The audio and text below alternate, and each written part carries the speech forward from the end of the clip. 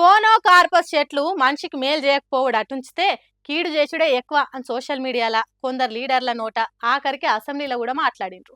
Telangana assembly speaker ఏకంగా ఆ చెట్లను కొట్టేయాలని చెప్పిండు. ఏపీ ఉప ముఖ్యమంత్రి కోన కార్పస్ చెట్లను బ్యాన్ చేయాలి అన్నాడు. మరి నిజంగా ఆ చెట్లు అంత డేంజరా, ప్రాణాలు పోయేంత ప్రమాదమా అంటే ఈ పెద్ద మనిషి ఏమంటున్నాడో ఇందాం పాండ్రి. ఈ కోనో కార్పస్ గురించి యూట్యూబ్లోను వాట్సాప్లోను వచ్చిన విషయాలే కానీ సైంటిఫిక్గా ఉన్న విషయాలు చాలా తక్కువగా ఉన్నాయి. అందుకని మేము సైంటిఫిక్గా వెతికాను. నేను బాగా సెర్చ్ చేశాను మెడ్లైన్స్లో అక్కడంతాను. అందులో చూసింది ఏంటంటే ఈ వృక్షానికి ఫస్ట్ ప్రాపర్టీ కార్బన్ డైఆక్సైడ్ గాలిని బాగా ఎక్కువగా పీల్చుకుంటుంది. తక్కువ కాదు, ఎక్కువగా పీల్చుకుంటుంది. ఆక్సిజన్ వాయువును వదులుతుంది. కాబట్టి ఇది very good tree for us. 1 point. ఇన్నరా సోషల్ మీడియాలో ఈ చెట్ల గురించి చెప్పే సొల్లు ముచ్చట్లు అన్ని తప్పేనట. కోనా కార్పస్ చెట్లు కొందరు తెలిసి తెలియనోళ్ళు చెప్పినట్టు కీడు కంటే ఎక్కువ మంచి చేస్తాయట. అన్ని చెట్లు కార్బన్ డైఆక్సైడ్ను కొద్ది శాతమే పీల్చుకుంటే ఈ కోనా కార్పస్ చెట్లు ఎక్కువ శాతం చెడ్డగాలిని పీల్చుకొని ఎక్కువ మొత్తంలో ఆక్సిజన్ను విడుదల చేస్తాయట. అంతేకాదు ఆ చెట్లు కనబడితే ఆమడ దూరం ఉరికేటట్టు చెప్పిన ముచ్చట్లు కూడా నిజం కాదట.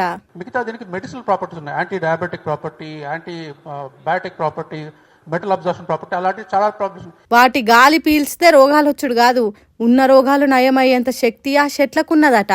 ఏగా బీఆర్ఎస్ పార్టీలు ఈ పెద్ద మనిషిని తీసుకొచ్చి వాళ్ళకు అనుకూలంగా ముచ్చట్లు చెప్పిస్తున్నారు అనుకోకుండ్రి. ఎందుకంటే పక్క ఆధారాలతోని చెప్తున్నాడట ఈ సారు. లాబొరేటరీలో రీసెర్చ్ చేసి రివ్యూ చేసి పబ్లిష్ చేసిన ఆర్టికల్స్ కాబట్టి సైంటిఫిక్ ఎవిడెన్స్ దీనికి మంచి లక్షణాలే ఉన్నాయి.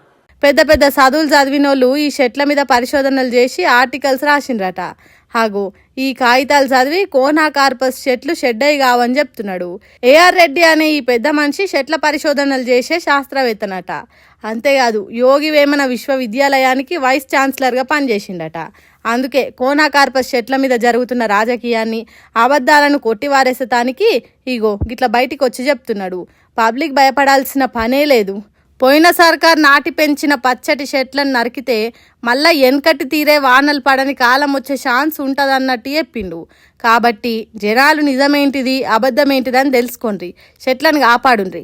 పెరిగిన చెట్లను తీసేస్తే మళ్ళీ అంత పెద్దగా కావాలంటే చాలా రోజులు అవుతాయి. జర ఆలోచన చేయుండ్రి అని అంటున్నాడు ఏఆర్ రెడ్డి.